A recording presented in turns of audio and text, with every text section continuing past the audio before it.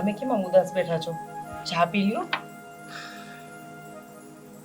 નહીં, મારા જીવને કઈ શાંતિ નથી, ચેન નથી પડતું. પણ શું થાય છે? ચા તો પી લ્યો. મને આ કિશોર દીકરાની યાદ આવે છે.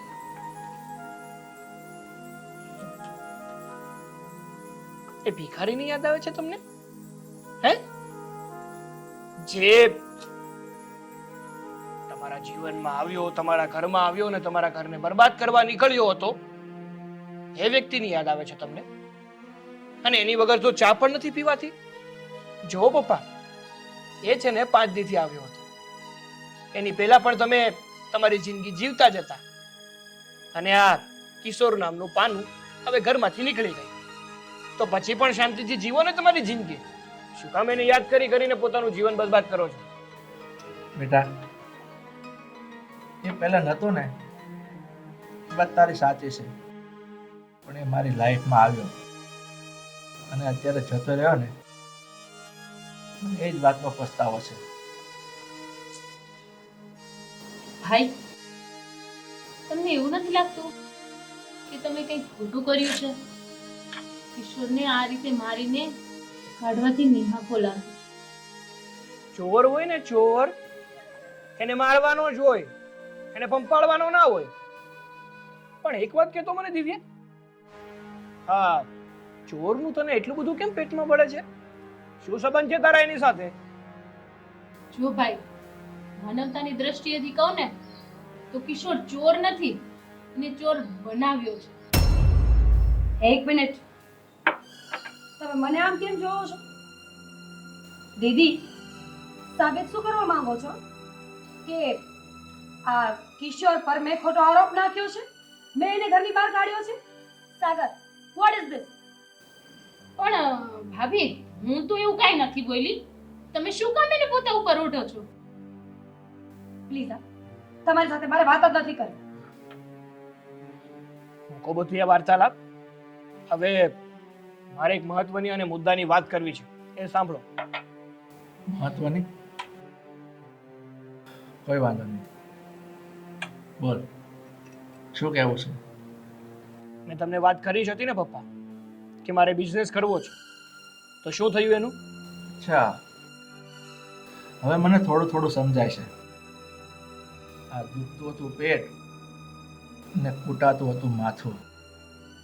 પણ કોઈ વાંધો નહીં બેટા, તારે બિઝનેસ જ શરૂ કરવો છે ને, તો હું તને રૂપિયા આપીશ. તારે જેટલા જોઈએ ને એટલા રૂપિયા હું તને આપીશ. અને તિજોરીની ચાવી આપી દે, એના મન ફાવે એટલા રૂપિયા લઈ લે. મમ્મીજી, પણ શું કરો?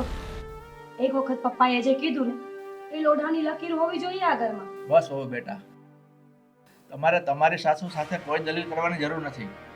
મેં કહ્યું છે ને, તમને રૂપિયા મળી જશે. તું ચાવી આપી દે, એને જેવો બિઝનેસ કરવો હોય ને એવો કરવા દે. અને કદાચ નુકસાની જાય, વેચાઈ જાય અને આપણે રોડ ઉપર આવી જાય ને, તો પણ મને કોઈ ગમ નથી. આપી દે ચાવી. લાવ, પ્રેમથી આ હાથમાં મૂકી દો. આજથી આ ઘરનો તમામ જે વહીવટ છે ને, એ અમારી લાડકી પત્ની હીરા સંભાળશે. લે. Thank you. હું બધા ઘરના સભ્યો પાસે આશા રાખીશ કે હવે હું જેમ કહું ને, બધા જ લોકો આ ઘરમાં એવી રીતે રહેશે. આફ્ટર ઓલ,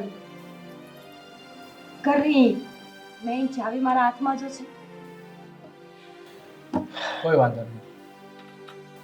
હો બેટા, તમે કહેશો એમ જ થશે. ચાલો તો હવે આજની વાર્તાલાપ અહીંયા જ પતાવ્યો, હા. અને બધા પોતપોતાના રૂમ ભેગા થઈ ગયા. ચલો. ચા પૂરી કરી નાખજો.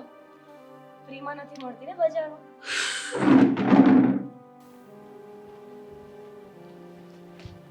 ફ્રીમાં તો મોત પણ નથી મળતું, પણ જાણે ક્યારે આવશે.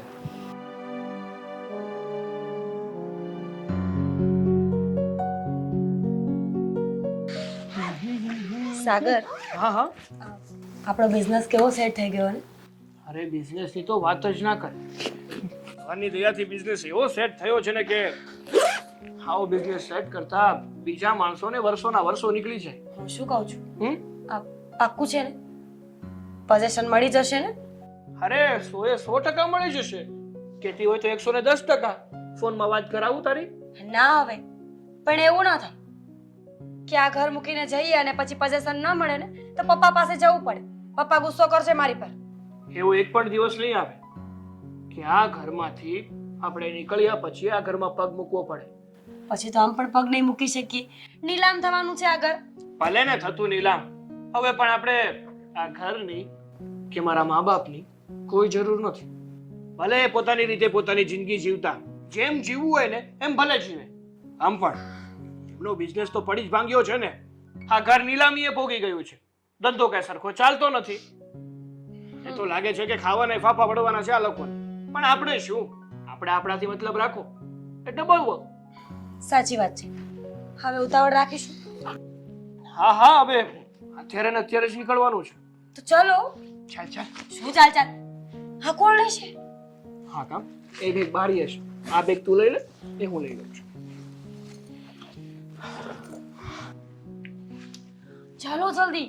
હા પણ એક તો પોતે બેડ ઉપર રડે છે. સમજણ નથી પડતી કે હવે શું કરું.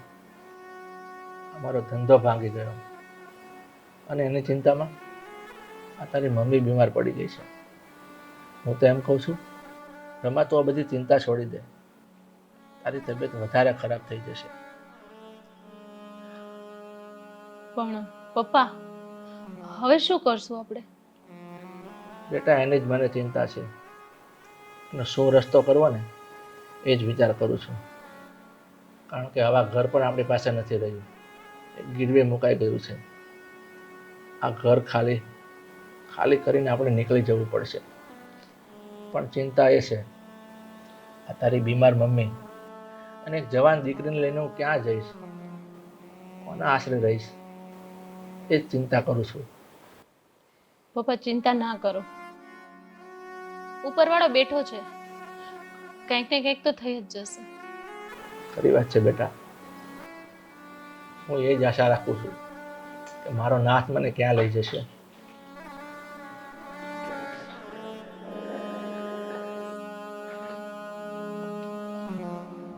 હા હા. ચલો પપ્પા મમ્મી, અમે લોકોએ નક્કી કર્યું છે કે હવે અમે આ ઘર છોડીને જઈએ છીએ. આમ પણ આ ઘરમાં રહેવાનો તો કોઈ ફાયદો છે નહીં. આ ઘર તો અમે નીલામ જ થવાનું છે. હા, થોડાક દિવસ પછી પોતાની ઇજ્જત ઘટાવીને જવું એના કરતાં છતી ઇજ્જતે જવું એ બહુ વધારે સારું છે. એટલે અમે નીકળીએ. પણ બેટા તમે આમ અચાનક અમને બધાને મૂકીને? અચાનક નહીં મમ્મીજી, બહુ જૂનો પ્લાન હતો. ક્યારનું મકાન લઈ લીધું છે અમે. રાહ જોતા હતા કે પોઝેશન મળે ને ત્યારે કહેશું. અને આજે મળી ગયું છે તો કહીએ છીએ. જો આને બધું શોખ થવાની કોઈ જરૂર નથી. આ ફેમિલી ડ્રામા તમારી પાસે રાખો અને ફટાફટ અમને આશીર્વાદ આપો એટલે અમે નીકળીએ.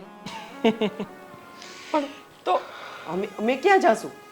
લો, હવે એ પણ અમારે નક્કી કરવાનું. તમારી લાઈફ છે, તમને મજા આવે ત્યાં જાઓ. હું તો એમ કહું છું કે વૃદ્ધાશ્રમમાં જતા રહો.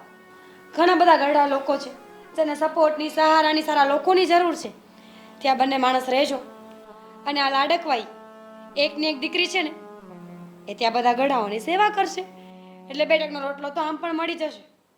ભાઈ ભાભી તો ઠીક છે, તને શરમ નથી આવતી કે તું અમને લોકોને આ હાલતમાં છોડીને જાય છે? ના ના, જરાય શરમ નથી આવતી. કારણ કે મેં છે ને મારું વિચારી લીધું છે કે મારે શું કરવું જોઈએ, ક્યાં રહેવું જોઈએ, કઈ રીતે રહેવું જોઈએ. હવે હું અને મારી પત્ની સારી રીતે રહીએ એ અમારો વિચાર છે. તમે જે કરો એ અમને શું ફેર પડે છે? આમ તો સાચી વાત છે, તને શરમ ક્યાંથી આવે? કારણ કે અમને લોકોને આ હાલત ઉપર તું જ લઈ આવ્યો છે ને. દીદી, વધારે બોલવાની જરૂર નથી. હા, મારા હસબન્ડને કંઈ કહેશો ને તો હું સાંભળી નહીં. કારણ કે હવે તમારા અને અમારા સંબંધો અહીંયાથી પૂરા થાય છે. કાન ખોલીને સાંભળી લો. એક વખત આ ઘરની બહાર અમે પગ મૂકીશું ને એટલે તમે અમારા માવતર નથી અને અમે તમારા સંતાન નથી. તમારે જ્યાં જવું હોય ત્યાં જે કરવું હોય we just don't care. Understand? ચલો તો હવે આપણે જઈએ છે તો છેલ્લા આશીર્વાદ લેતા જઈએ. ઠીક છે. નહીં બેટા, કોઈ જરૂર નથી. અને આમ પણ હું એક બાપ છું. હું તને શ્રાપ તો ના આપી શકું, પણ એટલું જરૂર કહીશ, તું જ્યાં જા ને ત્યાં સુખીથી રહેજે. અને આમ પણ અમે તારા સહારે કોઈ દિવસ જીવ્યા નથી, એટલે તારી તો અમને કોઈ આશા નથી. મારો નાથ છે ને એ હવે મારું ધ્યાન રાખશે. સાગર, તું જઈ શકે છે. કેબ આવી ગઈ છે, જઈએ? હા. Bye bye. જોડસ. અને આમ પણ પપ્પા, જેમની પાસે પૈસા હોય ને એ કોઈ દિવસ ક્યાંય પણ દુખી નથી થતા. એક વાત સાંભળતો જા મારી. તારા પણ સંતાનો થશે અને એ જ્યારે તને ઠોકર મારશે ને તને એક બાપની વેદના સમજાશે. એ સમય આવશે ને ત્યારે જોઈ લઈશ. તમારે સલાહ આપવાની કોઈ જરૂર નથી. સાગર, વી આર ગેટિંગ લેટ. અરે આવું છું બકા. બસ જા, મેડમ ને મોડું થાય છે. હા. જા.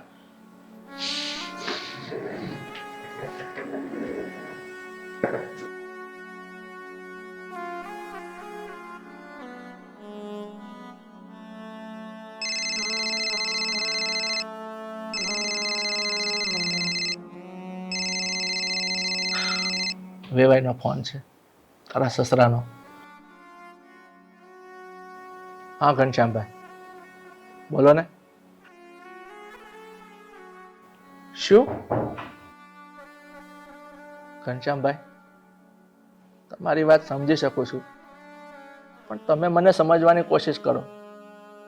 અત્યારે મારી કોઈ એવી પરિસ્થિતિ નથી કે દહેજ પેટે હું તમને રૂપિયા આપી શકું અને મારી દીકરીના લગ્ન કરાવી શકું. અરે પણ વેવાઈ, તમે મારી વાત તો સાંભળો. નહીં વેવાઈ, નહીં. તમે મારી મજબૂરીને સમજવાની કોશિશ કરો. શું?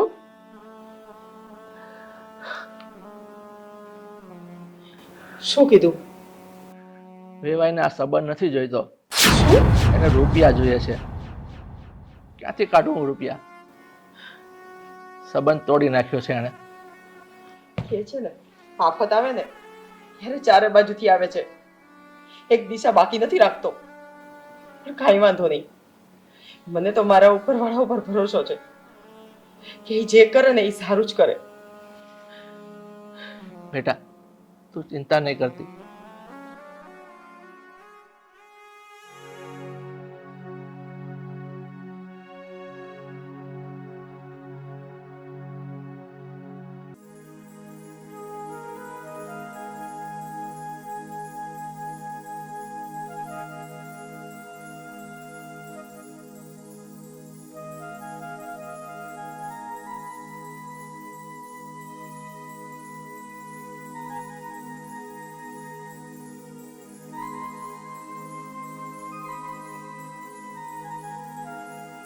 પપ્પા, હવે આ ઘર જોઈને આંસુ પાડવાનો કોઈ મતલબ નથી. હા બેટા, કદાચ આપણા કર્મમાં નહીં હોય, અહીંયા સુધીનો જ સથવારો હશે આપણો ને આ ઘરનો. બેટા, મને દુઃખ તો થાય જ ને. આ ઘર બનાવવામાં મારા પરસેવાની એક એક ઈંટ મૂકી છે અને મારા કાળજાના કટકા જેવું અમે ઘર બનાવ્યું હતું. અને આજે આ ઘર મારાથી છૂટી રહ્યું છે, એટલે દુઃખ તો થાય જ ને.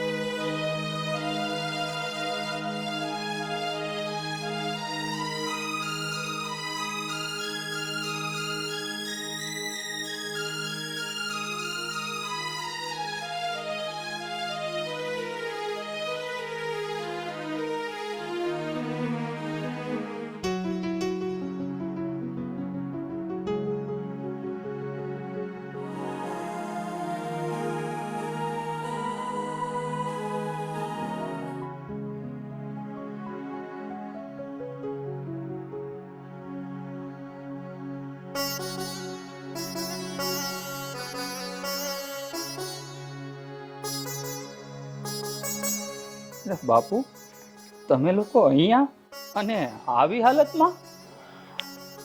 બેટા કિશોર શું? તો મારા દીકરા હા બાપુ, હું પણ તમે લોકો આવી હાલતમાં? તમને ખબર છે, હું ફેક્ટરીએ ગયો હતો, ત્યાં પણ તાળું, ઘરે ગોતવા ગયો, ત્યાં પણ તાળું. પણ આ બધું કઈ રીતે બન્યું? દીકરા હું તો તને ઓળખી જ ના શક્યો. અરે બાપુ, આ જે કાંઈ છું ને એ બધું તમારા આશીર્વાદથી છે. પણ તમારા ઘરેથી હું નીકળ્યો ને પછી સમજો કે મારા નસીબ જ ખુલી ગયા. જોયું, મેં તમને કીધું તું ને કે કિશોર ભલે જાતો અહીંથી, પણ બધું સારું જ થશે. અને થયું ને. હા બા, તમારી વાત તો એકદમ સાચી છે. બાપુ તમે મને એ તો કહો કે આ તમારી હાલત આવી થઈ કઈ રીતે?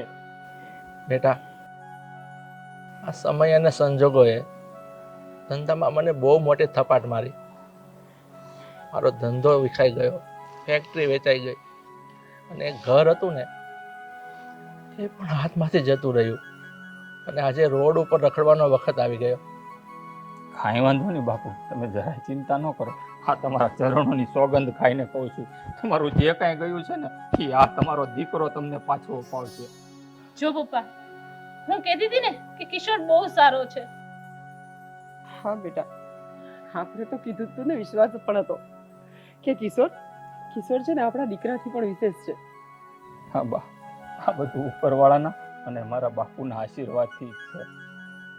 ગાંડી, તું હજી લગ્ન કરીને તારા ઘરે નથી ગઈ? ના કિશોર, પૈસાને લીધે મારા સંબંધ તૂટી ગયા. શું કહ્યું તે? પૈસાના લીધે તારો સંબંધ તૂટી ગયો? લે, પકડી લે મારો હાથ. મારા હૈયે છે ને પૈસાની કોઈ કિંમત નથી. આ હૈયું છે ને ખાલી પ્રેમનું ભૂખ્યું છે. પકડીશ મારો હાથ? બેટા આ તું શું કહે છે?